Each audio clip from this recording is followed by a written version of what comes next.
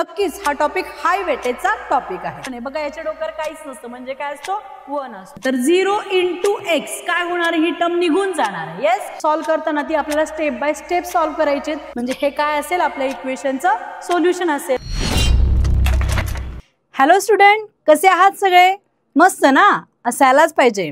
कारण मी पल्लवी दिशा डिजिटलच्या प्लॅटफॉर्मवर आपणा सर्वांचं स्वागत करते आणि 10th सेमीच्या विद्यार्थ्यांसाठी मी घेऊन आलेली आहे मॅथमॅटिक पार्ट फर्स्ट अगदी सोप्या पद्धतीने.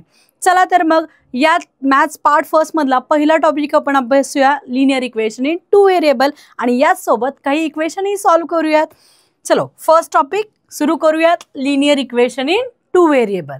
बोर्डच्या दृष्टीने अतिशय इम्पॉर्टंट टॉपिक आहे. 12 मार्क्सचे क्वेश्चन्स या टॉपिकवर विचारले जातात. विचार करा बघा, 12 मार्क्स आउट ऑफ 40, बघा 40 पैकी 12 मार्क विथ ऑप्शन बोर्डला विचारले जातात, म्हणजे नक्कीच हा टॉपिक हाय वेटेजचा टॉपिक आहे.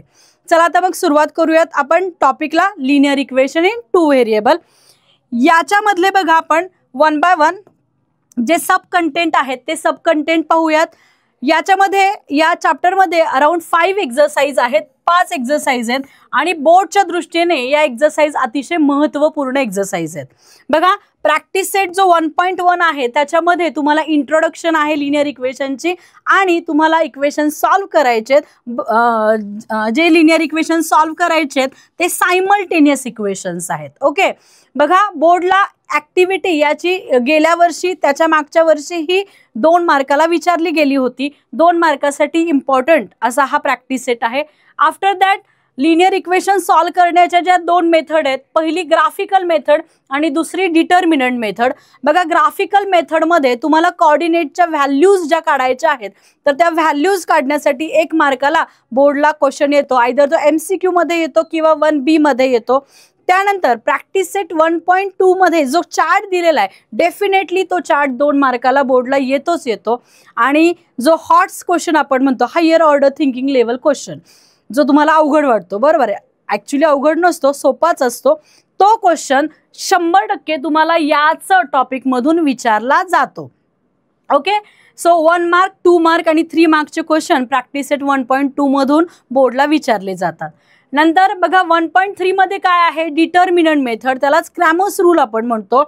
हा क्रॅमर्स रूलमध्ये फर्स्ट डिटर्मिनंट काढायला तुम्हाला 1-2 मार्काचा क्वेश्चन तिथे विचारला जातो. त्याच्यानंतर क्रॅमर्स रूल सॉल्व्ह करताना तुम्हाला dx, dy आणि x आणि y च्या व्हॅल्यूज तुम्हाला काढायला तिथे विचारले जातात. म्हणजे 1 मार्क 2 मार्कचे क्वेश्चन या प्रॅक्टिस सेटमधून येतात.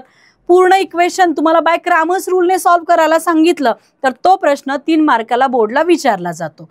त्यानंतर बघा equation that can be transferred in linear equation in 2 variable, याच्यावर डिपेंड असणारा प्रॅक्टिस सेट 1.4 आहे. म्हणजे ॲट प्रेझेंट ते इक्वेशन लिनियर इक्वेशन नसतं, पण त्याला कन्व्हर्ट करायचं असतं आपल्याला लिनियर इक्वेशन इन 2 व्हेरिएबलमध्ये. म्हणजे या प्रॅक्टिस सेटमध्ये आपल्याला जादू करायची आहे, आणि तीच जादू आपण प्रॅक्टिस सेट 1.4 मध्ये 100% करणार आहोत. थोडंसं मोठं एक्झाम्पल आहे, पण 1 बाय 1 आणि चांगलं जर तुम्ही सोडवलं तर कुठेही चुका होत नाहीत आणि आउट ऑफ आउट मार्क्स इथे मिळतात. अराउंड 3 मार्क्सचा क्वेश्चन तुम्हाला याच्यामध्ये विचारला जातो. आणि लास्ट जी एक्सरसाइज आहे, last not but the list, okay, 1.5 याच्यामध्ये काय आहे, ॲप्लिकेशन ऑफ सायमल्टेनियस इक्वेशन. बघा ॲप्लिकेशन म्हणजेच काय असतात, हे वर्ड प्रॉब्लेम असतात. ओके, घाबरायचं नाही. बघा प्रॉब्लेम तुम्हाला छान वाचता आले, त्याच्या कंडिशन समजावून घेतल्या आणि अप्लाय करता आल्या, आणि प्रॅक्टिस सेट 1.1 जो आहे तो चांगल्या प्रकारे तुम्हाला सोडवता आला, 100% तुम्हाला वर्ड प्रॉब्लेम हे सुटतात. बोर्डला 2, 3 आणि 4 मार्कांसाठी हे जे वर्ड प्रॉब्लेम आहेत ते विचारले जातात. पहा आता कन्सेप्ट्स आपण सगळे लिनियर इक्वेशन मधले पाहिलेले आहेत. तुम्हाला ह्या चॅप्टरमध्ये काय करायचं याचा अंदाज आला असेल. ओके, चलो मग आता आपण काय करूयात, या चॅप्टरची या लिनियर इक्वेशन इन 2 व्हेरिएबल कशाला म्हणायचं याची इंट्रोडक्शन करून घेऊया. So let's we starts from the introduction of linear equation in 2 variable. कशाला म्हणायचं linear equation in 2 variable? First of all अगदी छोट्या छोट्या बेसिक गोष्टीपासून जाऊयात. बघा इक्वेशन कशाला म्हणायचं, लास्ट इयरला बघा तुम्ही 9thला पॉलिनॉमियल हा चॅप्टर शिकलेलं होतात, आणि त्याच्यामध्ये टाइप्स ऑफ पॉलिनॉमियलमध्ये तुम्ही लिनियर आणि क्वाड्रॅटिक हे टाईप शिकलेलं होतात. म्हणजे त्याच्यामध्ये बघा की जे इक्वेशन दिलेलं आहे किंवा जो अल्जेब्रिक एक्सप्रेशन दिलेलं आहे त्या अल्जेब्रिक एक्सप्रेशनची जर डिग्री 1 असेल तर त्याला आपण काय म्हणतो, लिनियर पॉलिनॉमियल. येस. आणि यावर्षी फक्त त्याला आपल्याला काय करायचंय, इक्वेशनच्या फॉर्ममध्ये लिहायचंय आणि सॉल्व्ह करायचंय. मग इक्वेशन कशाला म्हणायचं, तर बघा की ज्या अल्जेब्रिक एक्सप्रेशनला लेफ्ट हँड साइड आणि राईट हँड साइड इक्वली दाखवलेली असते इक्वल साइडने, त्या अल्जेब्रिक एक्सप्रेशनला आपण काय म्हणतो, इक्वेशन. काय म्हणतो, इक्वेशन. आता प्रश्न राहिला लिनियर कशाला म्हणायचं. बघा त्याच्या नावातच आहे लाईन. ओके, लाईन म्हणजे ज्या इक्वेशनचा ग्राफ स्ट्रेट लाईन येतो त्याला आपण काय म्हणतो, लिनियर इक्वेशन. आणि बघा लाईन लिनियर म्हणजे काय, तर ज्या इक्वेशनची डिग्री काय असते, 1 असते. ओके, त्याला आपण काय म्हणतो, लिनियर इक्वेशन. बघा आता डिग्री म्हणजे काय, degree what is mean by degree. पहा डिग्री कशाला म्हणायचं, तर highest index of variable is nothing but degree. त्या इक्वेशन मधल्या व्हेरिएबलची हायेस्ट इंडेक्स, त्याला पॉवर पण आपण म्हणतो. ओके, त्याला काय म्हणायचं, डिग्री ऑफ दॅट व्हेरिएबल. त्या व्हेरिएबलची काय म्हणतो आपण त्याला डिग्री म्हणतो. चला आपण लिनियर इक्वेशनची डेफिनेशन टू द पॉइंट पाहूयात.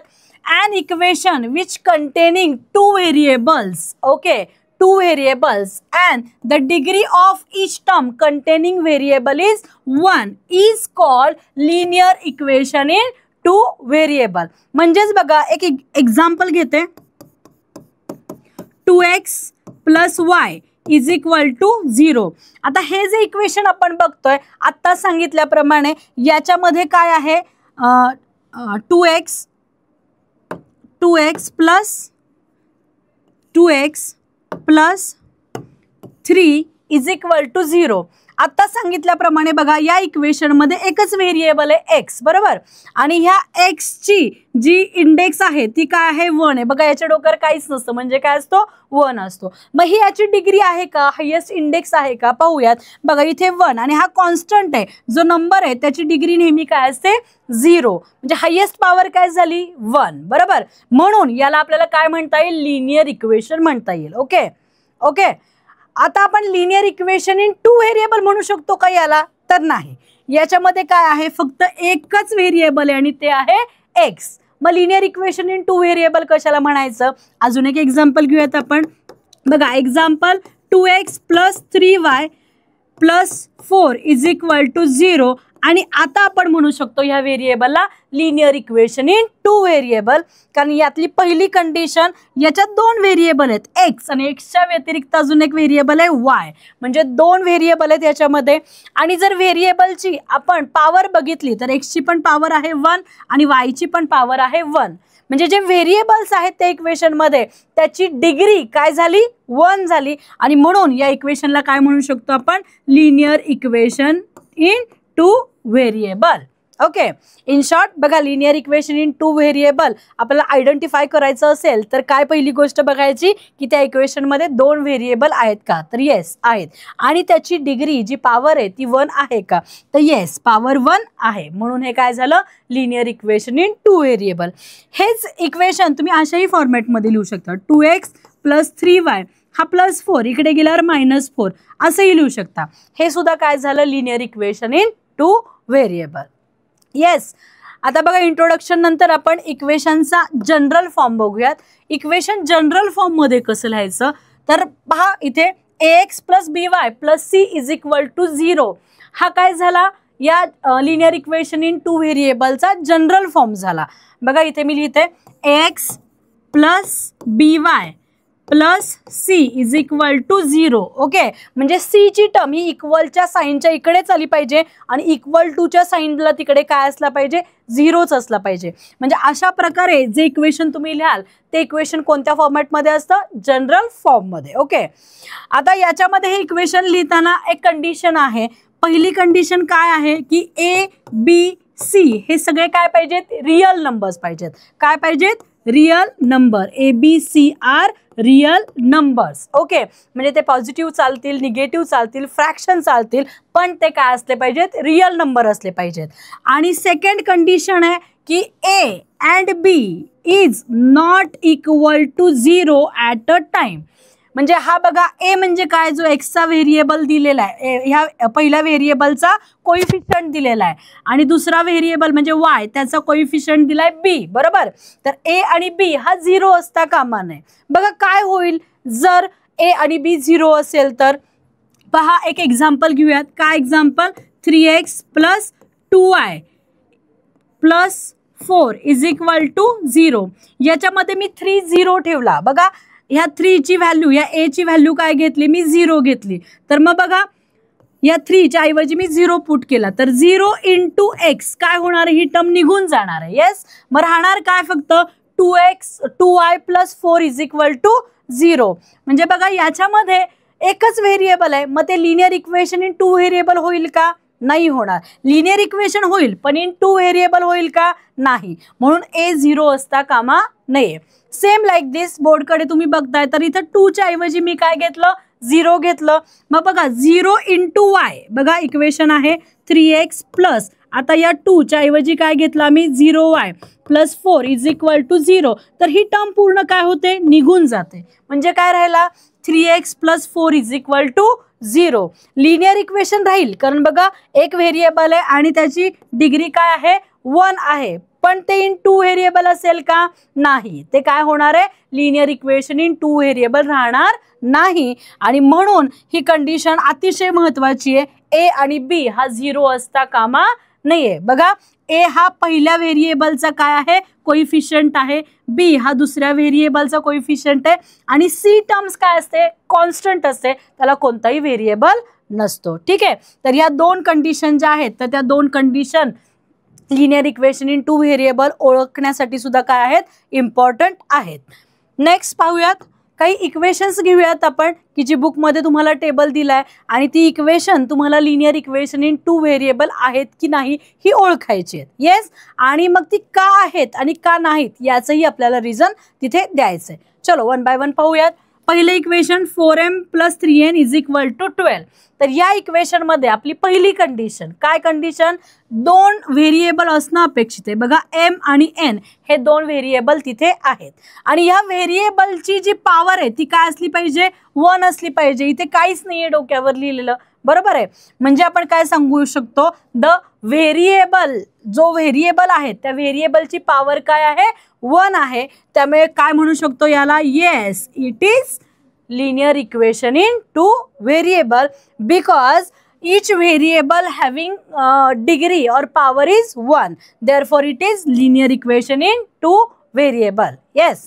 सेकंड बघा, सेकंड इक्वेशन सांगितलंय तर सेकंड इक्वेशन मध्ये हे 2 व्हेरिएबल्स आहेत. ओके, पण यांपैकी एका व्हेरिएबलची जी पॉवर आहे ती काय आहे, 2 आहे. म्हणून याला काय म्हणता येणार नाही, आपल्याला लिनियर इक्वेशन इन 2 व्हेरिएबल म्हणता येणार नाही. याचं रिझन काय सांगूयात आपण, no it is not linear equation in 2 variable because power is greater than 1 or the power of given variable is greater than 1.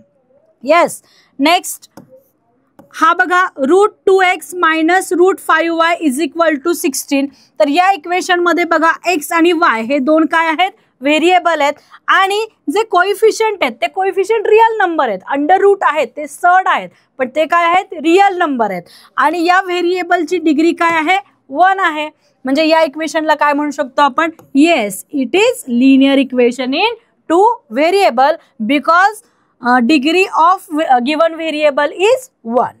Next हा 0x + 6y - 3 = 0. तर ही कंडिशन आता आपण पाहिलेली होती. या कंडिशन मध्ये बघा हा जो पहिला व्हेरिएबल आहे त्याचा कोइफिशियंट काय आहे, 0 आहे. म्हणून ही टर्म काय होणार आहे, इलिमिनेट होणार आहे किंवा कॅन्सल होणार आहे. राहिला काय, 6y - 3 = 0. म्हणजे याच्यामध्ये 2 व्हेरिएबल आहेत का, नाही. म्हणून काय नाहीये, it is not linear equation in 2 variable. Yes. Third is 0.3x + 0y - 36 = 0. हा 0.3x चालेल, ठीक आहे. हा जो आहे तो 0.3x चालेल. पण हा जो y ची जी टर्म आहे त्या y च्या टर्म मध्ये जो कोइफिशियंट आहे तो आहे 0. म्हणजे ही टर्म पुन्हा काय होणार आहे, निघून जाणार आहे. ओके, आपण काय म्हणूयात, हा त्यामुळे काय म्हणूयात आपण की हे जे इक्वेशन दिलंय ते linear equation in two variable नाही. No, it is not linear equation in two variable because the coefficient of y is 0 and it is not acceptable. Next बघा 6th क्वेश्चन आपण बघितला. 4/x + 5/y = 4. आता याच्यामध्ये बघा तुम्ही जर कन्वर्ट केला तर हा x डिनॉमिनेटरला गेला तर या x ची डिग्री जी आहे किंवा पॉवर आहे ती काय होते -1 होते. किंवा हा पुढे +5y आपण म्हटलो तर 5 वर घेतला आणि y आपण हा वर घेतला तर y ची डिग्री काय होते -1 = 4. बघा मग हे जे इक्वेशन आहे त्या इक्वेशन मध्ये तुम्ही बघितलं तर त्या इक्वेशन मधल्या व्हेरिएबलची जी पॉवर आहे ती काय आहे <<1 आहे. -1 म्हणजे काय <<1 आहे. म्हणून हे इक्वेशन काही नाहीये linear equation in two variable नाहीये. ओके, पण हे इक्वेशन तुम्हाला कन्वर्ट करता येतं कशामध्ये linear equation in two variable मध्ये. त्याच्यामध्ये काही सबस्टिट्यूशन्स केली की हे पॉसिबल आहे. पण at that present it is not linear equation in two variable. आणि 7th वन आपण बघितलं तर बघा 4xy - 5y - 8 = 0. तर बघा याच्यामध्ये फर्स्ट टर्म मध्ये बघितलं तर इथे 2 व्हेरिएबल आहेत xy. x ची पॉवर काय आहे इथे 1 आणि y ची पॉवर काय आहे 1. म्हणजे होल या इक्वेशनची पॉवर काय झाली (2) झाली. बरोबर आहे, 2 पॉवर झाली. म्हणजे 2 पॉवर म्हणजे काय तर ती >1 आहे. आणि लिनियर इक्वेशन आयडेंटिफाय करायला रूल काय आहे तर पॉवर जी आहे ती कंपल्सरी काय पाहिजे 1 पाहिजे आणि ही काय आहे >1. त्यामुळे हे 7th जे इक्वेशन तुम्हाला सांगितलंय ते सुद्धा काय नसणार आहे linear equation in two variable नसणार आहे. ठीक आहे. So with the help of that chart आपण काय करू शकतो 100% डिसाइड करू शकतो की कोणतं इक्वेशन लिनियर इक्वेशन आहे, कोणतं इक्वेशन लिनियर इक्वेशन नाही आणि लिनियर इक्वेशन मध्ये आपण कोणते इक्वेशन कन्वर्ट करू शकतो. आय होप सो हा चार्ट तुम्हाला चांगल्या प्रकारे समजला असेल आणि तुम्ही उत्तम प्रकारे लिनियर इक्वेशन आयडेंटिफाय करू शकता. नेक्स्ट पार्ट मध्ये आपण बघूयात की तुम्हाला इक्वेशन सॉल्व्ह करायचे आहेत. काय करायचे आहेत? सॉल्व्ह करायचे आहेत. मग बघा प्रॅक्टिस सेट मधली आपण काही निवडक एक्झाम्पल घेतलेली आहेत. ती एक्झाम्पल 1 बाय 1 तुम्हाला आपण सॉल्व्ह करून सांगूयात. पहा सायमल्टेनियस इक्वेशन्स तुम्हाला सॉल्व्ह करायचे आहेत. बघा solve the following simultaneous equation असा प्रश्न तुम्हाला बोर्डला विचारला जातो की जे प्रॅक्टिस सेट 1.1 मध्ये हा क्वेश्चन तुम्हाला विचारला गेलेला आहे. मग बघा तर तुम्ही म्हणाल मी आतापर्यंत तुम्ही म्हणताय लिनियर इक्वेशन हे काय मध्ये आलं solve the following simultaneous equation. पहा 9th ला तुम्ही शिकलाय की सायमल्टेनियस इक्वेशन कशाला म्हणायचं. बघा when we consider 2 linear equation in 2 variable at a time for getting solution then that equation we called as a simultaneous equation. म्हणजे बघा ज्या वेळेला 2 जे 2 लिनियर इक्वेशन्स आहेत ते एकाच वेळेला आपण त्याचा विचार करतो कशासाठी सोडवण्यासाठी किंवा त्याचे सोल्युशन्स मिळवण्यासाठी, तेव्हा त्या 2 इक्वेशनला काय म्हणायचं सायमल्टेनियस इक्वेशन. ही 2 इक्वेशन जी दिलेली आहेत ती इक्वेशन्स या इक्वेशन्सला आपण काय म्हणायचं सायमल्टेनियस इक्वेशन. ओके, सो नाव आता आपण काय बघणार आहोत ही सायमल्टेनियस इक्वेशन कशी सोडवायची काही एक्झाम्पल्स आपण त्या करता घेऊयात. पहा एक्झाम्पल सॉल्व करताना ती आपल्याला स्टेप बाय स्टेप सॉल्व करायचे आहेत. त्यामुळे कंपल्सरी प्रत्येक स्टेप ही महत्त्वाची आहे, काळजीपूर्वक पाहणे गरजेचे आहे. पहा इथे फर्स्ट एक्झाम्पल दिलंय 3a + 5b = 26 आणि सेकंड इक्वेशन दिलेलं आहे a + 5b = 22. पहिल्यांदा काय करायचं ह्या इक्वेशनला नंबर्स देऊन घ्यायचे. पहा 3a + 5b = 26 आणि याला काय म्हणूयात इक्वेशन नंबर 1. पहिलं आहे म्हणून म्हटलं इक्वेशन नंबर 1 आणि सेकंड दिलेलं आहे बघा a + 5b = 22 आणि म्हणून याला इक्वेशनला काय म्हणूयात आपण इक्वेशन नंबर 2. ओके, पहा आता इक्वेशन 1 आणि 2 मध्ये आपल्याला 2 गोष्टी महत्त्वाच्या आहेत. पहिल्यांदा टर्म्स कशाला म्हणायचं, दुसरी गोष्ट ती टर्म सेम आहे का आणि तिसरी गोष्ट की या टर्मचे सायन्स बद्दल आपल्याला विचार करायचा आहे चिन्हाबद्दल. तर बघा 3a 5b 3a ही एक टर्म आहे, 5b ही एक टर्म आहे, ही a ची टर्म आहे, ही 5b ही एक टर्म आहे आणि ह्या 26 22 काय आहेत तुमचे कॉन्स्टंट आहेत. ओके, तर आपल्याला काय बघायचं याच्यामध्ये कोणती टर्म सेम आहे का. बघा इथे 5b आणि 5b ही b वाली टर्म जी आहे ती काय आहे सेम आहे. तर मग एक क्लू पॉइंट देते तुम्हाला इथे लिहिते कोपऱ्यात. बघा सेम टर्म आणि त्याच्या समोरच्या ज्या साईन्स आहेत त्या साईन्सचा पण विचार करायचा. बघा इथे सेम टर्म्स आल्यात आणि त्याची साईन पण काय आली आहेत, सेम आल्यात. Same terms with same sign, with same sign. बघा same term with same sign असेल तर त्या दोन इक्वेशनचे आपल्याला काय करायचे, सबस्ट्रॅक्शन. काय करायचे, सबस्ट्रॅक्शन, वजाबाकी करायचे. ओके. आणि सेम थिंग इज बघा same term with different sign असतील. काय असतील, विथ डिफरंट साईन, वेगवेगळी साईन असतील. बघा डिफरंट साईन असतील तर आपल्याला आता दोन्ही इक्वेशनची काय करायचे, ॲडिशन. 100% लक्षात ठेवा. सेम टर्म्स आणि सेम साईन असतील तर या दोन इक्वेशनची काय करायची, सबस्ट्रॅक्शन, वजाबाकी. आणि same terms with different sign असेल तर त्यांची काय करायची, ॲडिशन. ओके. आता सबस्ट्रॅक्शन करताना पण एक क्लू पॉईंट देते मी तुम्हाला. हे दोन इक्वेशन तुम्हाला दिसत आहेत, ज्याचा सी जो नंबर आहे तो मोठा असेल, सी टर्म मोठी असेल, त्या इक्वेशन मधून सेकंड इक्वेशन तुम्हाला काय करायचं आहे, मायनस करायचं. चला तर मग करूयात. बघा इक्वेशन, आणि खूप काही गुंतागुंत नाही करायची, इन्स्ट्रक्शन लिहिताना पण प्रॉपर लिहायची. Equation 1 minus equation 2. बघा इक्वेशन 1 मधून इक्वेशन 2 तुम्ही काय करा, सबस्ट्रॅक्ट करा. इथं वर्डमध्ये पण तुम्ही लिहू शकता subtracting equation 2 from equation 1. Okay. मग बघा इक्वेशन 1 काय, 3a plus 5b is equal to 26 आणि minus a plus 5b is equal to 22. पहा सबस्ट्रॅक्शन करताना अतिशय महत्त्वाची गोष्ट आहे की साईन चेंज करायचे. कोणाचे साईन चेंज करायचे, सेकंड जे काही इक्वेशन आहे त्याचे साईन चेंज करायचे. हा रूल आहे, तुम्हाला माहिती आहे. जर ब्रॅकेट आपण आडवी जर वजाबाकी केली तर ब्रॅकेटच्या बाहेर मायनस असेल तर आतले सगळे साईन्स काय होतात, चेंज होतात. This is a rule of sign आणि हा इथे आपण अप्लाय करतोय. बघा इथे प्लस, इथे बघा इंडिकेट करते मी, हां वेगळ्या कलरनी थोडंसं दाखवते इथे म्हणजे तुम्हाला आणखीन हायलाईट होईल ते. मग इथं बघा हा प्लस प्लस आहे बघा, प्लस, तर प्लसचं साईन काय होणार आहे, मायनस. आणि इथे 22 समोर काहीच साईन नाही आहे, म्हणजे काय साईन असतं, प्लस, म्हणजे इथे प्लसचं काय होणार आहे, मायनस. ओके. म्हणजे बघा इथे मी साईन काय केली आहेत, चेंज करून घेतली आहेत. ओके. साईन चेंज केल्यानंतर तुम्हाला काय करायचं, साईनचे रूल वापरायचे. तिथे 3a मायनस, इथे काहीच कोइफिशियंट नसतो म्हणजे काय असतो, 1. 3a मायनस 1a किती आला तुमचा, 2a. ही plus 5b minus 5b term काय होते, एकमेकांना कॅन्सल होते. आणि बघा इथे काय राहिला, 26 मायनस 22 म्हणजे उत्तर काय आलं बघा, 26 मधून 22 गेला, किती राहिले तुमचे, 4 राहिले. येस. बघा इथे काय राहिला मग, 2a is equal to 4. Okay. मग a ची व्हॅल्यू काय येणार, 2a ला काय आहे, मल्टिप्लाय. साईन चेंज केल्यानंतर तो काय होणार आहे, डिवाइड होणार आहे. a इज इक्वल टू 4/2 आणि a ची व्हॅल्यू काय आली तुमची, 2 आली. पहा इथे a ची व्हॅल्यू तुम्हाला मिळाली आहे. आता काय करूयात, a इज इक्वल टू 2 दोन्हीपैकी कोणत्याही इक्वेशनमध्ये तुम्ही पुट करू शकता. इथे मला इक्वेशन नंबर 2 सोपं वाटतंय. a डिरेक्टली मी पुट केला आणि तिकडे जाऊन सबस्ट्रॅक्ट केला तर काय येईल, माझं डिरेक्टली आन्सर येईल. मग मी काय करणार बघा, put a is equal to 2 in equation 2. बघा तुम्ही दोन्हीपैकी कोणत्याही इक्वेशनमध्ये ती व्हॅल्यू पुट केली तरी येणारा आन्सर सेम येणार आहे, त्यामुळे घाबरायचं काही कारण नाही. पण मी चूज करताना जरा सोपं केलंय म्हणजे कॅल्क्युलेशनला आपल्याला जरा बरं पडतं.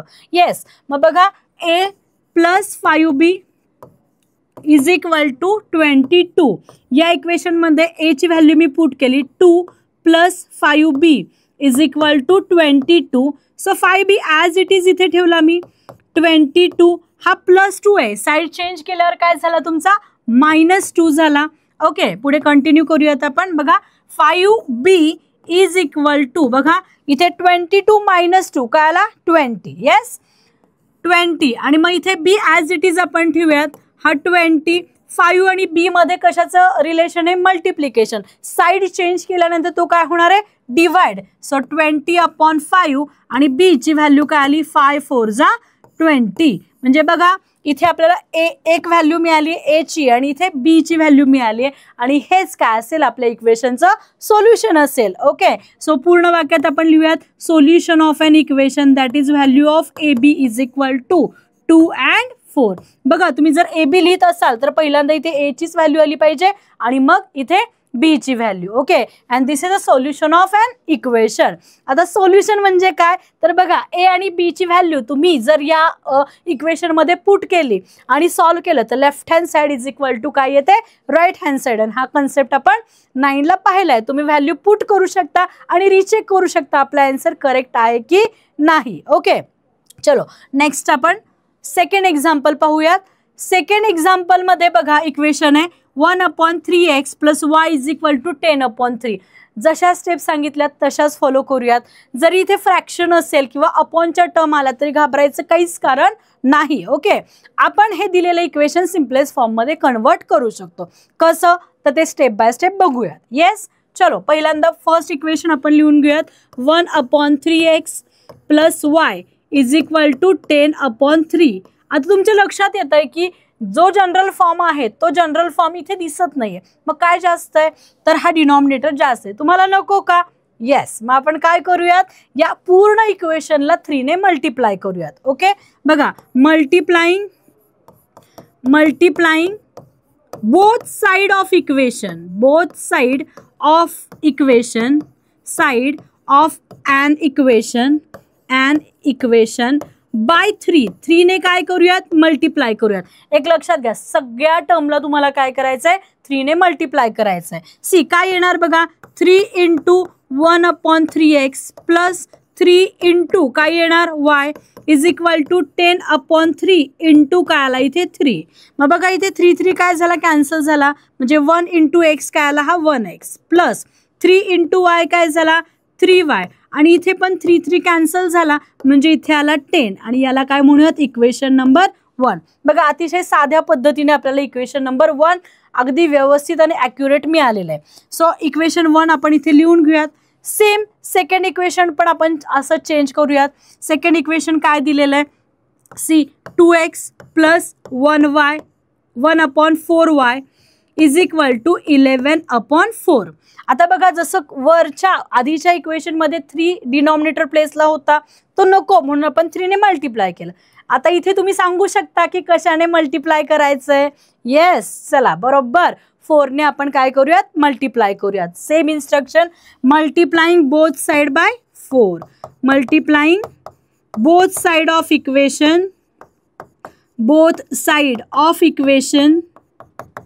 बाय 4 कशाने मल्टिप्लाय करूयात 4 ने. सेम लाईक दिस 4 ने मल्टिप्लाय करूयात तर 4 × काय आला हा 2x + 4 × काय आला 1/4y = 11/4 × y आला. बघा इथे तुम्हाला दिसत असेल तर 4 2 जा काय आला हा 8x. पुढे कंटिन्यू करूयात आपण 8x. ओके, मध्ये साईन काय आहे प्लस साईन आहे तर प्लस साईन मी इथे दिलं. आफ्टर दॅट बघा हा 4 काय होतो कॅन्सल होतो म्हणजे इथे काय राहिला तुमचा 1 × y 1y. येस, आणि = बघा इथे पण हा 4 काय झाला तुमचा कॅन्सल झाला. हा 4 ने आपण मल्टिप्लाय केलाय तर 4 काय झाला कॅन्सल झाला म्हणजे इथे राहिला तुमचा ओनली 11. आणि हे जे इक्वेशन मिळालंय त्याला आपण इक्वेशन नंबर 2 असं नाव देऊयात. ओके, सेकंड इक्वेशन पहा दोन्ही इक्वेशन तुम्ही बघितली तर इथे काय येते इक्वेशन x + 3y = 10 आणि इथे काय येतं x + 1y = 11. आता इथे बघा जसं मी मागच्या एक्झाम्पल मध्ये सांगितलेलं होतं काय पाहिजे आपल्याला सेम टर्म्स पाहिजेत आणि आफ्टर दॅट आपण त्याच्या साइन्स बघूयात. ओके, तर बघा इथे बघितलं तर टर्म सेम आहेत का रे नाही. इथे x आणि इथे काय आहे 8x आहे. जास्त काय आहे 8 आहे. मग या इक्वेशनला आपण 8 ने मल्टिप्लाय करून x टर्म काय करू शकतो सेम करू शकतो. तुम्हाला नाही वाटलं तर आपण काय करू शकतो इथे 3y आहे आणि इथे काय आहे 1y आहे. येस, तर इक्वेशन 2 ला आपण 3 ने मल्टिप्लाय करून ही जी y टर्म आहे ती काय करू शकतो सेम करू शकतो. ओके, तर आपण काय करूयात इक्वेशन 1 ला 8 ने मल्टिप्लाय करूयात आणि x ची जी टर्म आहे ती सेम करूयात म्हणजे x टर्म इलिमिनेट होईल आणि y ची व्हॅल्यू तुम्हाला इथे मिळेल. ओके, बघा मल्टिप्लाइंग इक्वेशन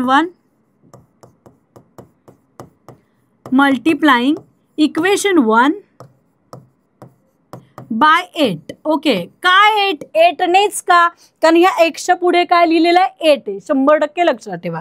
बघा 8 × x काय आला तुमचा 8x + 8 × 3 काय येणार आहे 8 × 3 = 24 8 × 3 = 24 हा काय आला 24y इज इक्वल टू 8 10 काय आला 80, 8 10 80.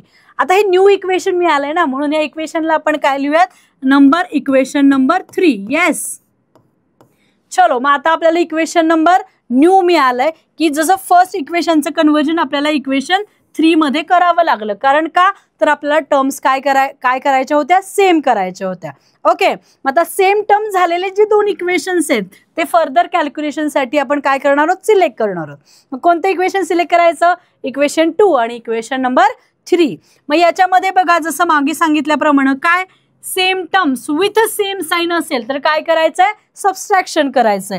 मग याच्यामध्ये तुम्ही बघितलं तर 8x सेम टर्म्स आहे पण त्याच्या साइन पण काय आहेत, सेम आहे. मग तुम्हाला काय करायला लागेल, सबस्ट्रॅक्ट करायला लागेल. सी ची टर्म जी मोठी आहे त्या इक्वेशन मधून दुसरे इक्वेशन तुम्ही काय कराल, मायनस कराल. चलो इक्वेशन 3 मायनस काय करूयात आपण, इक्वेशन 2. बघा हे दोन्ही इक्वेशन 3 मधून आपण इक्वेशन 2 काय करतोय, मायनस करतोय. बघा 8x plus 24y is equal to 80 minus 8x plus 1y is equal to 11. Okay, आता इथे बघा साइन चेंज करूयात, प्लसचं मायनस इथे काय आलं, प्लसचा मायनस आला. Plus 8x minus 8x getting cancel. बघा प्लस 24y आणि इकडे मायनस 1y, प्लस मायनस काय होते, सबस्ट्रॅक्शन. 24 मधून 1 गेला, किती राहिला तुमचा 23y आणि साइन ऑफ बिग वन काय झालं, प्लस. याचा विचार 100% करायचा. Okay, is equal to. बघा आता इथे तुम्ही जे इक्वेशन लिहिलेलं आहे त्या इक्वेशन मध्ये आपण काय करूयात, सबस्ट्रॅक्शन करूयात. बघा इथे 10 मायनस 1 किती आला तुमचा, 9 आला. येस, आणि इथे राहिला 7. येस, 7 मायनस 1 काय झाला तुमचा, 6 झाला. ओके, मग इथे काय इक्वेशन मिळालं तुम्हाला, 23y is equal to 69. Okay, म्हणजे बघा इथे y इज इक्वल टू काय आला, 69 अपॉन 23 आणि तुम्ही इथे डिवाइड करू शकाल. बघा 23 3 जा आपण करून बघूयात. बघा 23 इंटू 3 तुमच्यासाठी बघा 3 3 जा 9 अँड 3 2 जा 6. ओके, 23 3 जा 69. एक क्लू, डिवाइड म्हणजे काय असतो, उलटून म्हणजे भागिले काय असतो, उलटून गुणिले असतो. त्या पद्धतीने आपण थोडंसं काम केलंय. 23 1 जा 23 अँड 23 3 जा 69. बघा छोट्या छोट्या गोष्टी तुम्हाला सांगते म्हणजे कुठे तुम्ही अडणार नाही. So y is equal to काय आला तुमचा, 3 आला. सी बघा इथे y ची व्हॅल्यू आली आहे म्हणजे एका व्हेरिएबलची व्हॅल्यू तुम्हाला मिळाली. इथे थांबायचं का नाही, अजून आपल्याला काय करायचंय, x ची व्हॅल्यू मिळवायची. सो बघा नेक्स्ट काय करूयात, put y is equal to 3 in equation. आता तुम्हाला कोणतं सोपं वाटतंय त्या इक्वेशन मध्ये तुम्ही पुट केलं तरी चालेल. मला कोणतं इक्वेशन फर्स्ट जे आहे तर ते सोपं वाटतंय. ठीक आहे, सो ते इक्वेशन मी घेते, x plus 3y is equal to 10. Yes, इथे x ॲज इट इज लिहिते मी, प्लस 3 आणि y मध्ये कोणती क्रिया असते, मल्टिप्लिकेशनची क्रिया असते. येस, y ची इथे व्हॅल्यू आली आपल्याकडे 3, ती 3 व्हॅल्यू आपण इथे पुट करूयात. 3 multiply by 3 is equal to काय आला 10. सो x प्लस 3 3 जा काय आला 9 इज इक्वल टू 10. म्हणजे x is equal to 10 plus 9 side change केली की काय झाला, minus 9. So x is equal to 10 minus 9 is equal to काय आला 1. ओके, या अशा प्रकारे आपल्याला y आणि x हे दोन्ही व्हेरिएबल मिळालेले आहेत. म्हणजे हे काय असेल, आपल्या इक्वेशनचं सोल्युशन असेल.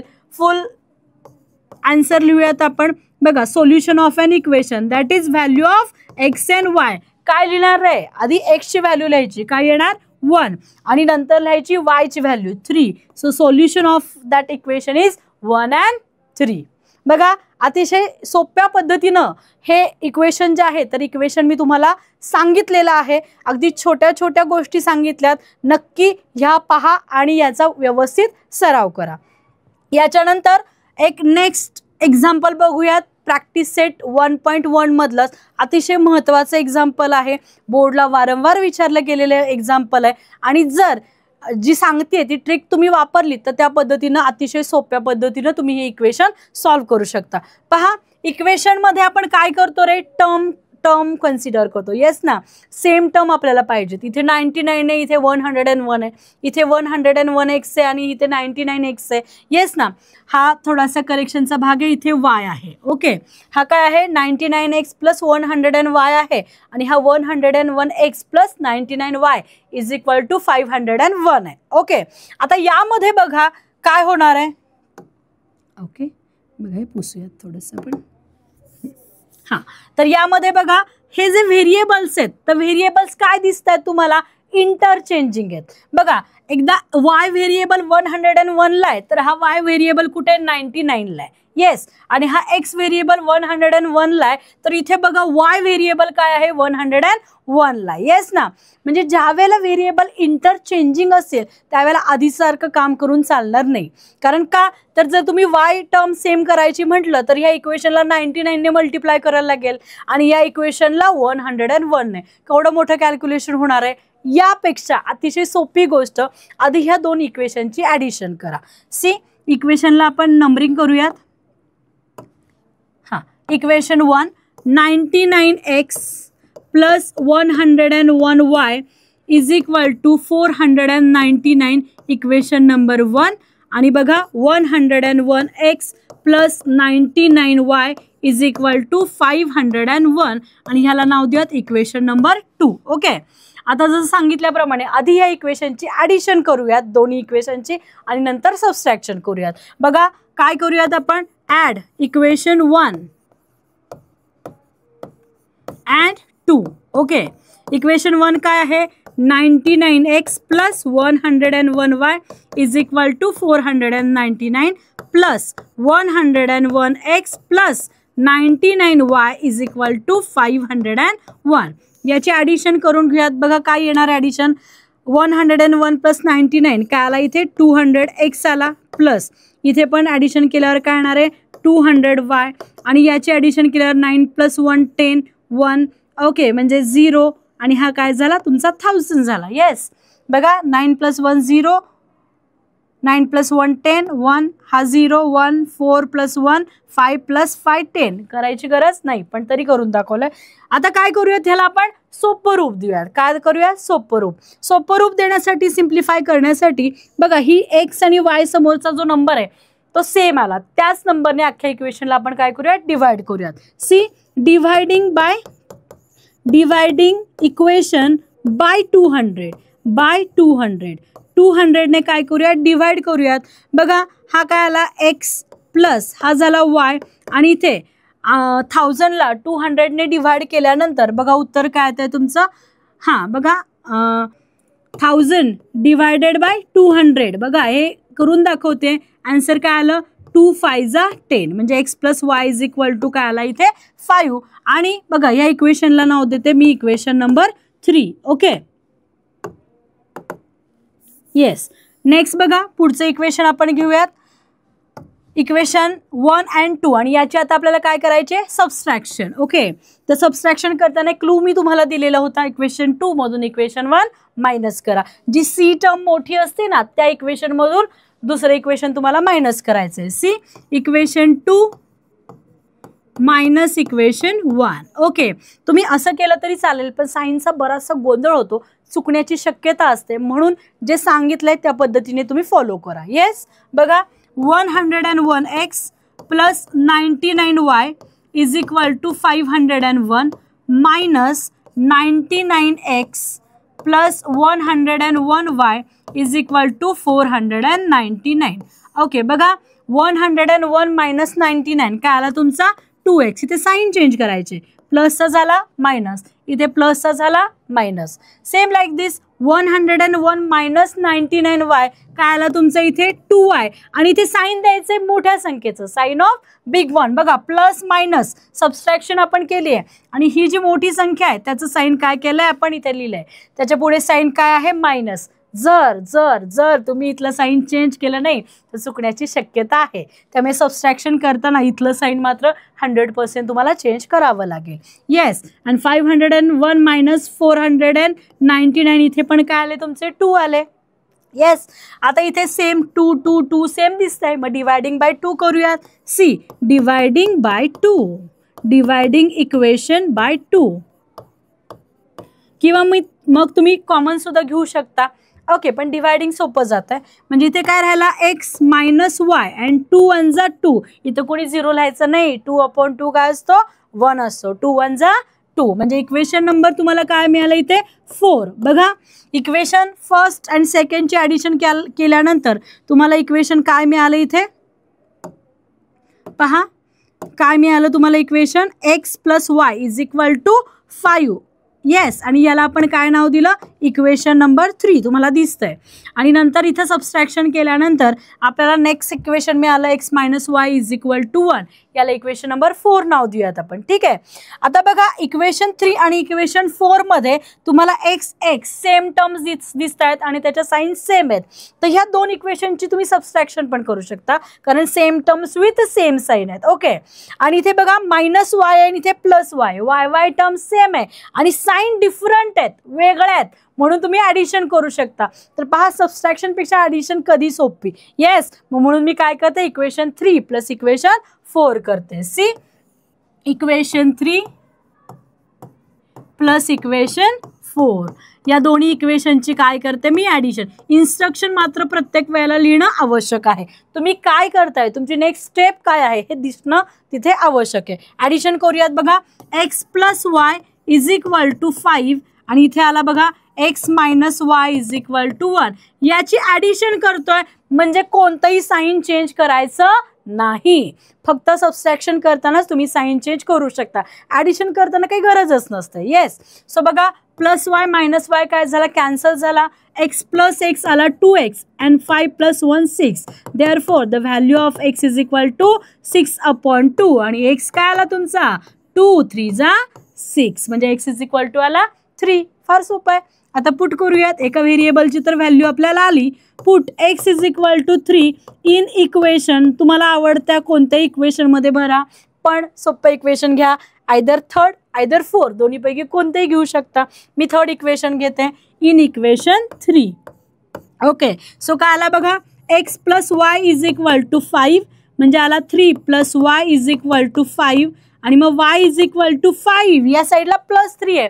साईड चेंज केली की तो काय झाला मायनस झाला. Yes, y is equal to 5 minus 3 and finally आपल्याला y ची व्हॅल्यू मिळाली आहे y is equal to 5 minus 3 is equal to 2. Yes, okay, मग बघा आपल्याला व्हेरिएबल x ची व्हॅल्यू मिळाली आणि y ची व्हॅल्यू मिळाली म्हणजेच हे काय झालं आपल्या इक्वेशनचं सोल्युशन. Yes, therefore solution of an equation that is value of x and y. बघा x ची व्हॅल्यू आली आहे 3 आणि y ची व्हॅल्यू आली आहे 2. ओके, सो बघा आजच्या या व्हिडिओमध्ये आपण सायमल्टेनियस इक्वेशन अतिशय सोप्या पद्धतीने कशी सॉल्व्ह करायची ती पाहिली. या प्रॅक्टिस सेटमधली काही सिलेक्टेड एक्झाम्पल्स आज आपण घेतलेली आहेत. ओके, अख्खा प्रॅक्टिस सेट, अख्खा चॅप्टर आणि पूर्ण सगळे चॅप्टर्स जर तुम्हाला माझ्याकडून शिकायचे असतील, हा जर व्हिडिओ आवडला असेल तर नक्की लाईक करा.